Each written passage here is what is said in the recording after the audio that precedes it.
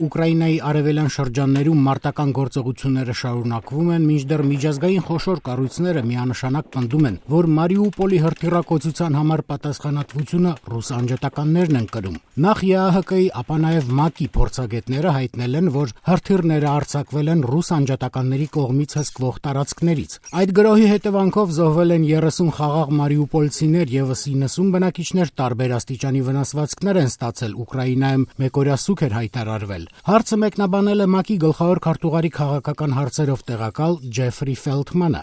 Mariupol lies outside of the immediate conflict zone. Մարիուպոլը գտնվում է բուն հակամարտության գոտու սահմաններից դուրս, հետևաբար Ավանի հրթիռակոծության նախաձեռնողները գիտեին, որ թիրախը քաղաքացիական բնակչությունն է, ուստի սա միջազգային մարդասիրական օրենքի խախտում է։ Մեր ուղերձը հստակ է, մեղավորներին հարկ է բացահայտել եւ պատասխանատվության ենթարկել։ Երեք ՄԱԿ-ում ասել է բարձրաստիճան դիվանագետը։